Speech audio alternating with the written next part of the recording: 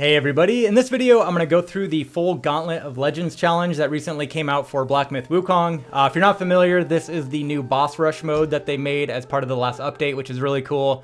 You can see here there's a number of different challenges you can do. Each one has a sequence of bosses that you need to defeat one right after the other, so it can be pretty challenging. For example, like this one has 6 bosses that you need to defeat all in one go. However, you do get rewards as well. You can see those down at the bottom in the middle. So there's like some new curios and some new drinks and new weapons and things like that that you can unlock. So I'll go through all of those as well as each of the challenges that you need to complete to get them.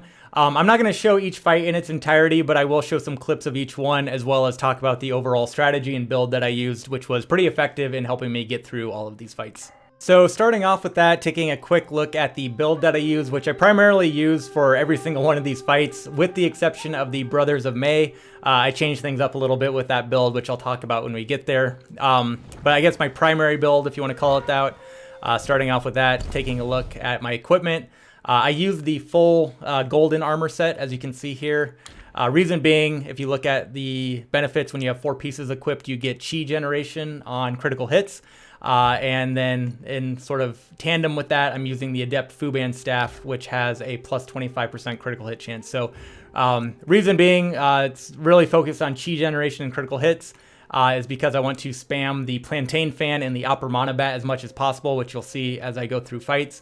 So I've got that, and then in kind of addition to that, I've got 3 Cat's Eye Beads for more critical hit chance, which if you have 3 of these, it's 3% each, so that's 9. And then I have some Beast Buddhas, which increase the damage of critical hits. So that's kind of the focus there. And then taking a look at my relics. So this is a high level character. I'm on like New Game plus 5. I'm like level 300, so I do have all of the relics unlocked. And then I've got pretty much everything leveled up on my self-advanced tree. So kind of a little bit of disclosure there. Depending on your level, you might not be able to match this fully. But a couple callouts on what's important. The mobile spin is going to be important. If you can get that upgraded, that's going to help us build up chi. Again, you'll see that through the fight. And then kind of the main spells I use, I only use Immobilize, Cloud Step, and then Life-Saving Strand. So I don't use a Pluck of Many or any of the other spells. It's just Life-Saving Strand, Cloud Step, and Immobilize. So if you can get those fully upgraded, if you're going to sort of use this as a template. And then finally, I use the Stone Monkey for my transformation. But again, I have pretty much everything upgraded there as well. And then finally, taking a look at the drinks and soaks that I used. So I use Sunset of the Nine Skies, again, for that additional chi generation. So that just helps that even further.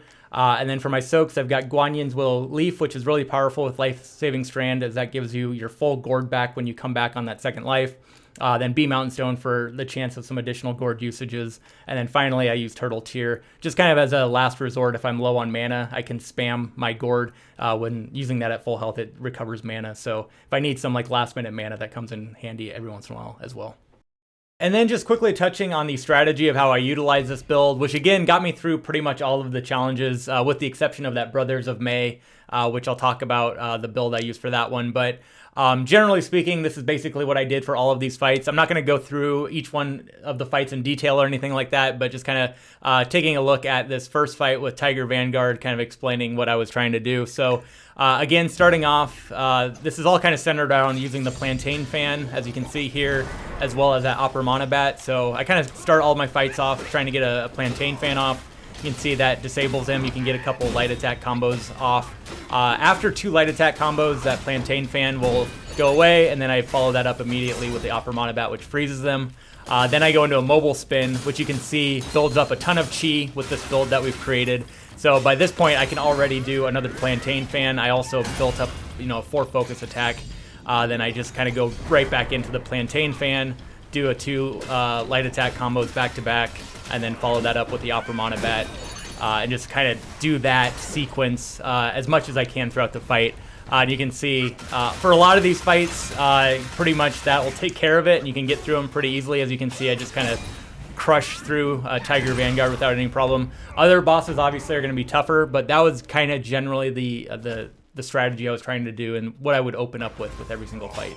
So I tried to rely on just those two abilities as much as I could throughout these fights, since Qi is essentially unlimited and you can regenerate that resource.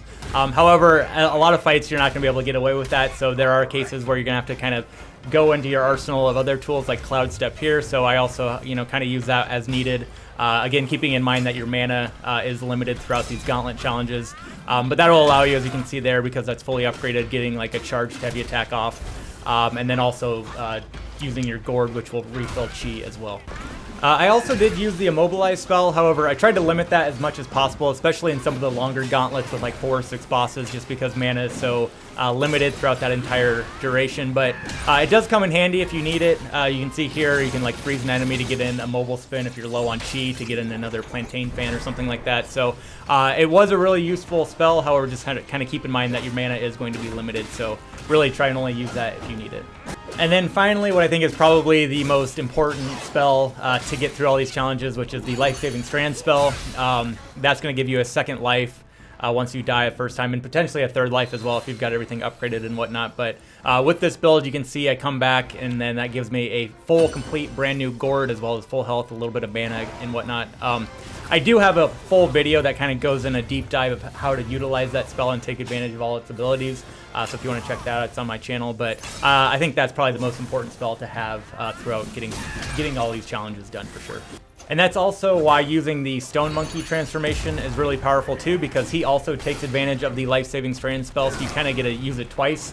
Once for your Stone Monkey and then once for your actual self. So here you can see I use it and then take a death, and then he comes back for a second life using that Life-Saving Strand. So not only that, you can see he comes back with 4 focus, so you can do a pretty good heavy charge attack right off the bat too, which puts out some nice damage. That kind of adds an added benefit of the Life-Saving Strand spell with this transformation. Now taking a look at the fight itself, one thing I did want to call out though that I haven't touched on is the difficulty modifiers that you can see here. So for all of these fights, I did with all of these turned off. I'm not going to mess with any of this stuff, but you can, as you can see here, add additional difficulty, which would make this kind of nuts depending on what you add. But you can potentially, as you can see here, add all of them. And as you do that, the title changes. So now we're on Ultimate Ordeal, and then with all of them, it's Confront the Sages. That's pretty insane to me. You don't necessarily need to do this for any reason, I don't think, besides just wanting to try and challenge yourself.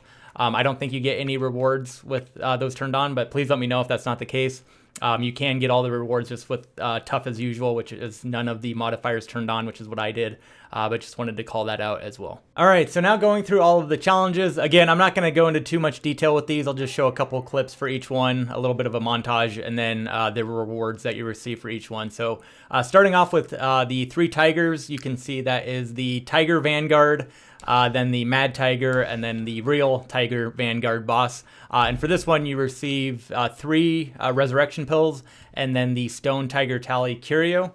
And taking a look at that, you can see that after seeing through the enemy, it slightly increases your critical hit chance for a little bit, and it can stack up to 6 times. So taking a look at that in-game, I've got that Curio currently equipped, and if you notice, my critical hit chance is currently at 31%.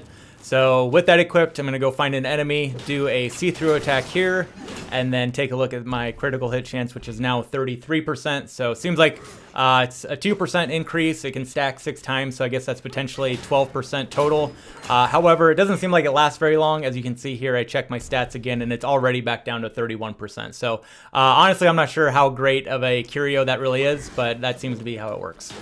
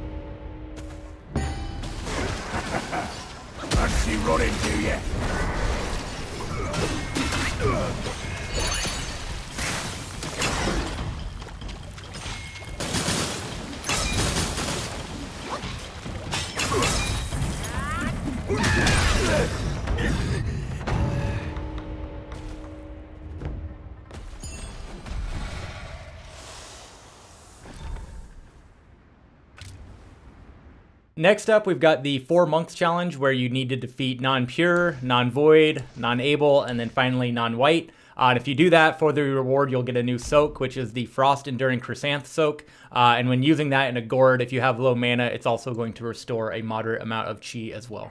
So testing that out real quick, I went in and changed my brew, so now I have that soak equipped, and I'll just deplete my mana so we can see the impact of how much chi is restored with that soak.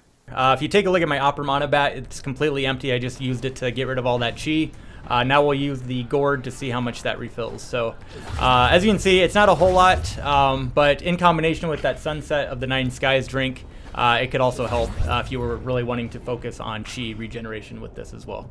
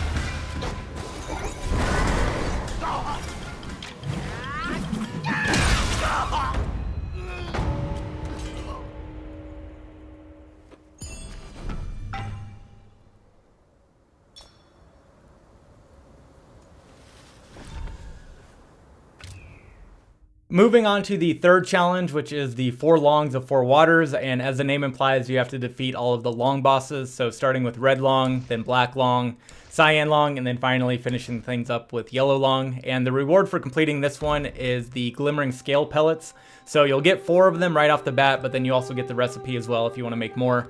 But looking at the description for that, it's going to increase your damage when using scale-made staffs for a relatively long duration. I did some testing and that ends up meaning about 2.5 minutes, and it turns out it's about a 10% damage increase. So I'm not entirely sure what the full list of scale-made staffs are, but I currently have the, let me see here, the Stormflash Longstaff equipped. And then if I move my face over to the left, you can see my damage, which is currently my attack power is 172. So if I pop one of those pills, and then before I do that, there's also a visual cue. So without it, you can take a look at my staff there, and then we'll use the pellet real quick here, which is right here. Use one of those. So first off, you can see the visual cue that activates, so you kind of know that it's working. But then you take a look at my attack power, and now that's 189. So as mentioned, I did a test before this, and it turns out it's about 2.5 minutes. So kind of a nice little damage increase using that.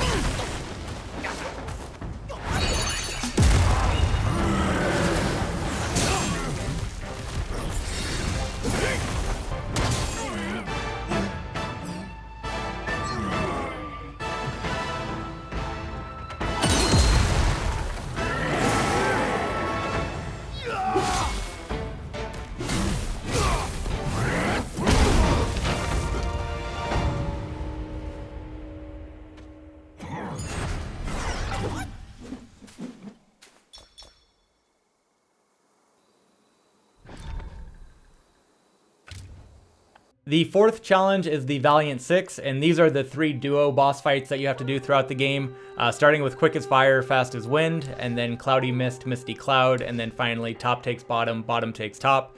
If you complete this, you'll get 3 more resurrection pills, as well as a new curio, which is the ever-burning Palace Lantern. And taking a look at that, you can see the description here where in lava terrain or within the Ring of Fire, light attacks will inflict scorch damage. So testing this out real quick, I've got the curio equipped. We'll head into some lava terrain. So you can either be in lava terrain or use the Ring of Fire. So starting with that, you can see there's some fire effect off my weapon, which I'm assuming indicates that it's working.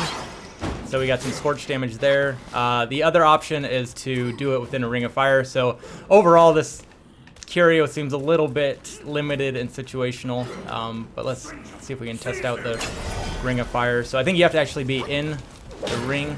So there's outside the ring. And then let's see if we can lure them in here. So there, yeah. So it seems like you have to be within the circle. So overall, kind of an underwhelming curio, but that seems to be how it works for that one.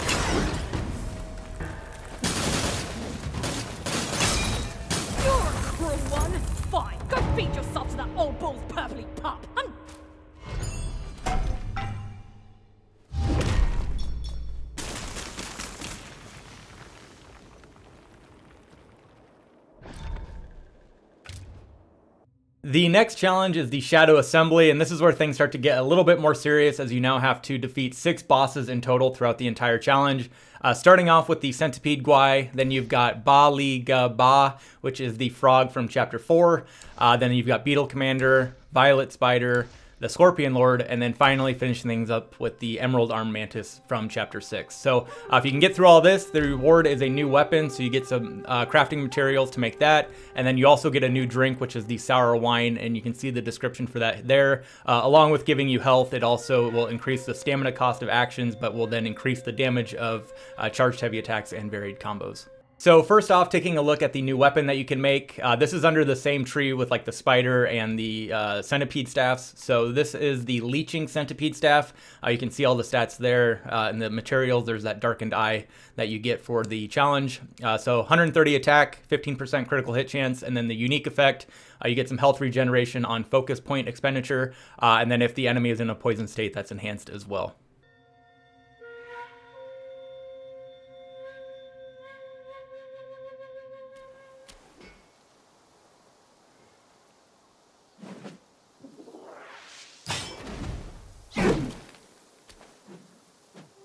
And then taking a look at the impact of the sour wine drink, we'll do a quick comparison of the stamina cost and the heavy charged attack damage. So starting off, just kind of getting some baseline things to compare to. I'll do a light attack combo and see how much stamina that takes.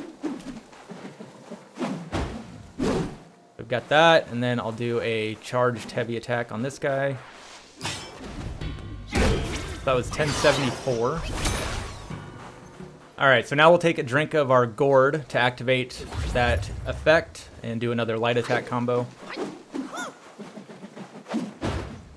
So there's the stamina cost on that. And then we'll do a charged heavy attack and see what kind of damage numbers we get. That was 1,118.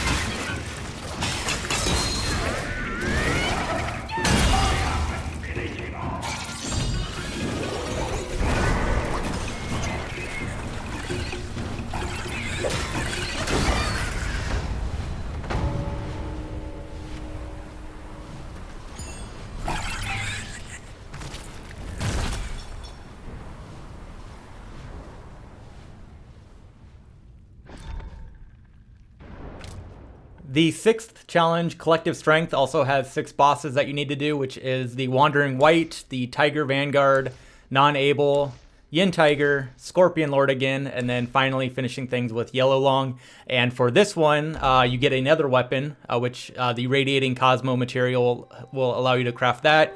And then also a Soak, which is the Robust Antler. And when using that with depleted mana is going to increase your attack for a short duration. So first off, taking a look at the weapon, which is the Qing Mallet. It's under the tree with the Spike Shaft Staff. That's where you can use that Radiating Cosmo and the Consteel that you get from the reward. It's got a attack power of 140 and also increases your mana by 40, as you can see there. And then the unique effect, it continuously gains focus for a brief moment after seeing through the enemy.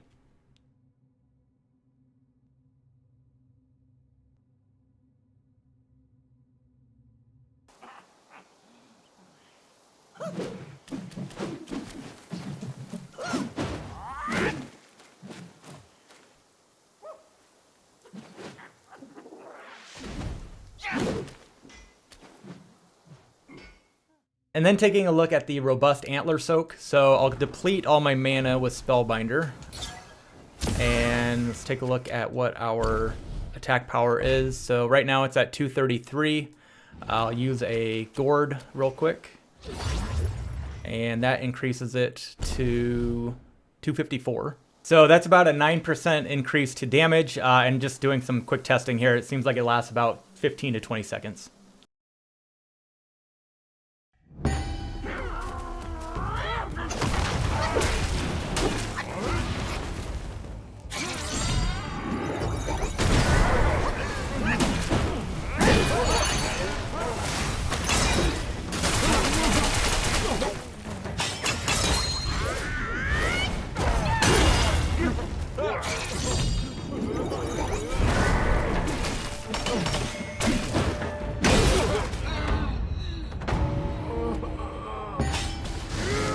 With your rubbish tricks!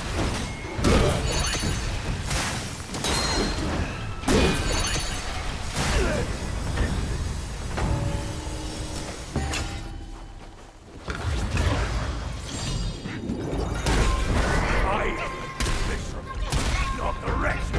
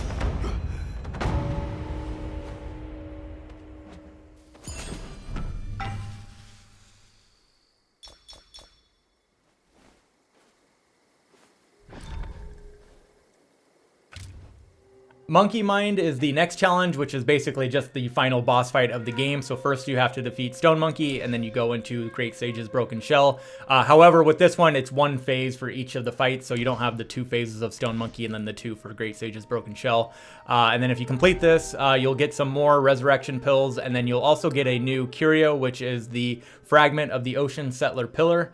Looking at the description for that, it massively extends the duration of the Great Sage form and further increases the attack while in that form. So this is that Wukong stance that you can unlock by collecting all of the relics and then also wearing the full Wukong armor set. So we'll take a look at the impact of that. All right, so first off, I've got everything I need equipped. I've got the Jingu Bang and then the full Wukong armor here, and then also all of the relics unlocked. So that's gonna allow us to get into that stance, but first we need to build up some focus.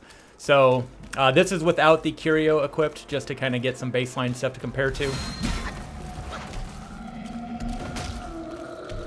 All right, so we've got the Wukong stance, getting ready to activate it there. From this day, And my name shall be Sun Wukong. let's take a look at our attack here. So right now we are at 210. And now with the curio equipped, we'll go kind of do the same thing and get the stance activated. All right, so now let's activate Wukong stance. Behold, what the great sage can do. And that increased to 233 for our attack power. So overall, it looks like it's going to increase your damage while in that stance by about 10 to 11%. And then I did some additional testing just to time things, and without the curio, you're in that stance for 1 minute, and then with the curio active, you're in it for 2 minutes. So it doubles your time with the Wukong stance activated. So still a little bit limited in the use of that stance, but this does help a little bit by having that curio equipped.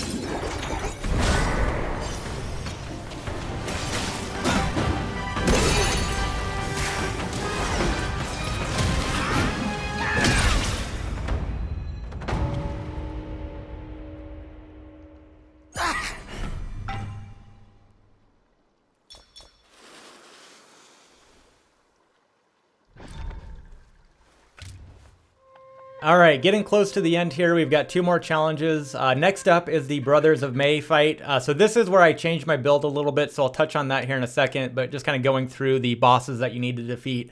Starting off with the White-Clad Noble, then Yellow-Robed Squire, Green-Capped Martialist, the Venom Taoist, the Pale Axe Stalwart, and then finally you have to finish things up with a fight with Arlong.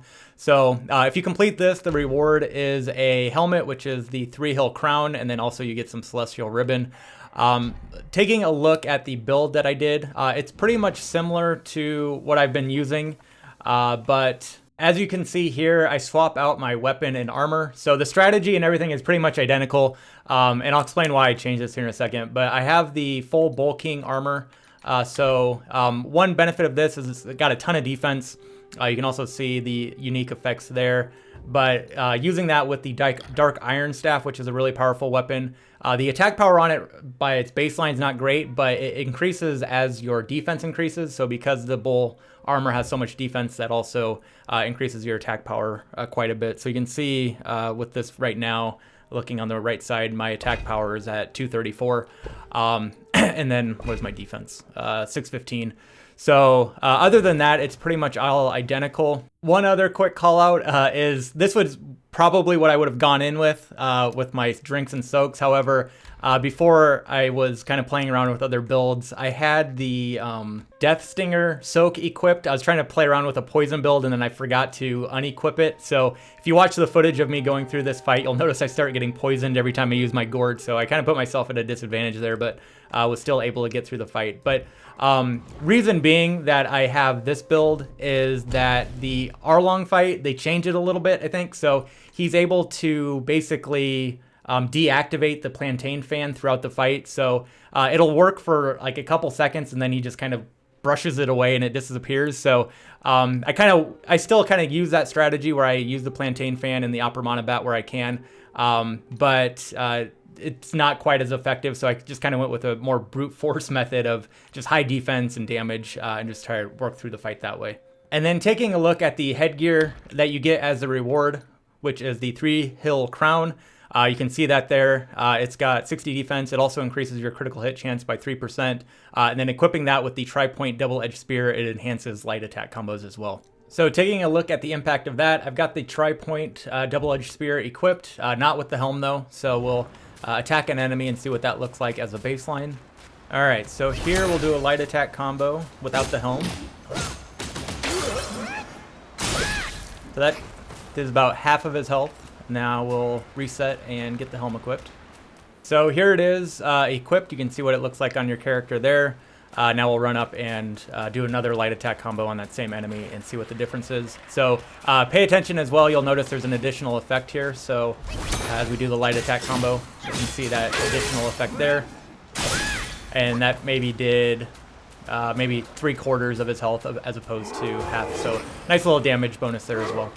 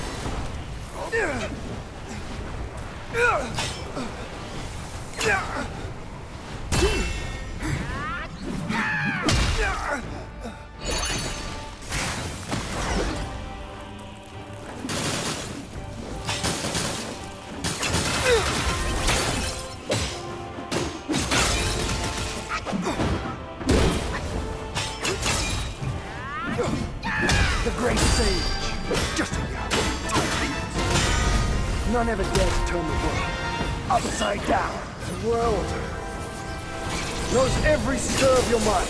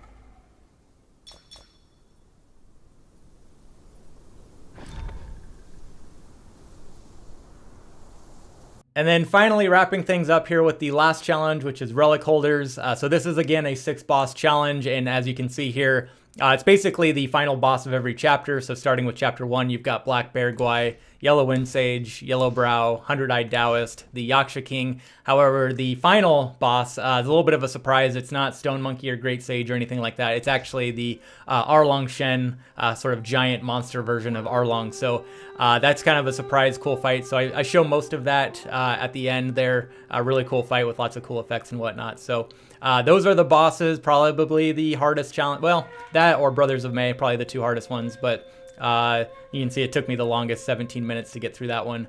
And the reward for this is another weapon. So you get the Heart of Ease, which is crafting materials along with some additional Kung Steel. So we'll take a look at that here in a second.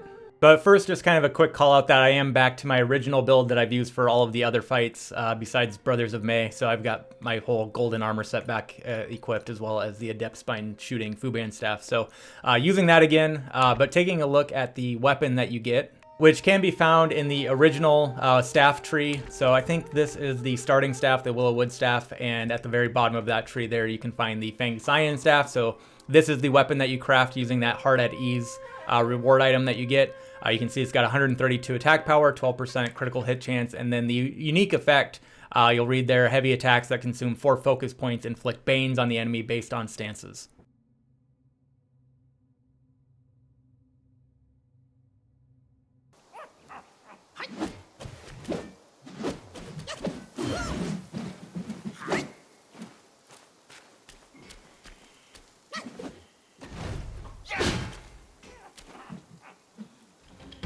So now taking a look at the effect of the staff where it inflicts Bane on enemies using a 4 focus attack. So I've tested this and it looks like Pillar Stance is going to be Scorch damage. The Thrust Stance is Thunder or Shock damage.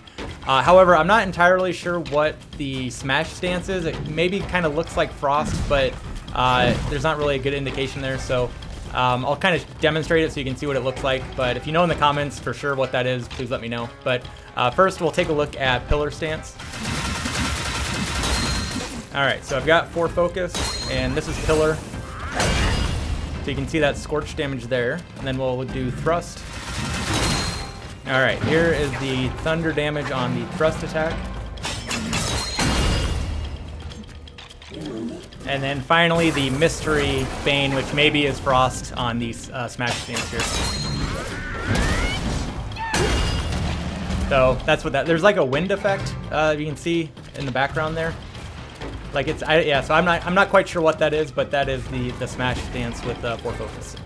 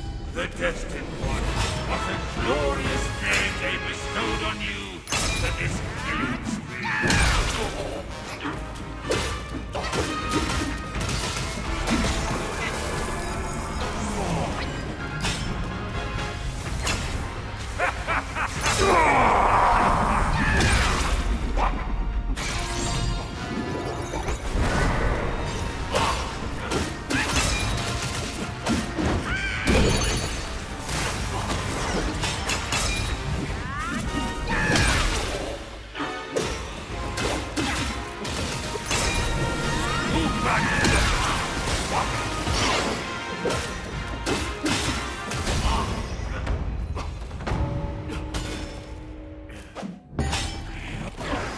rebels with might find no righteous demise.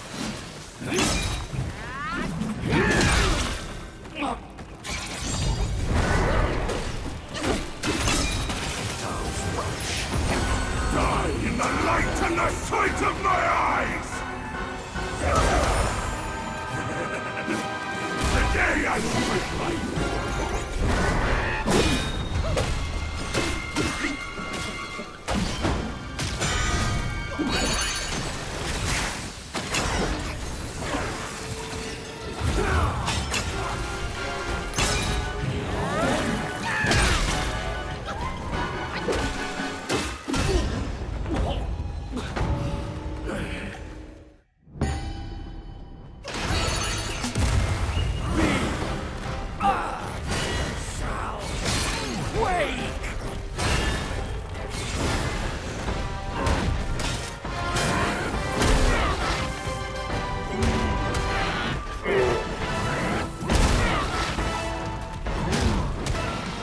Guardian told me this.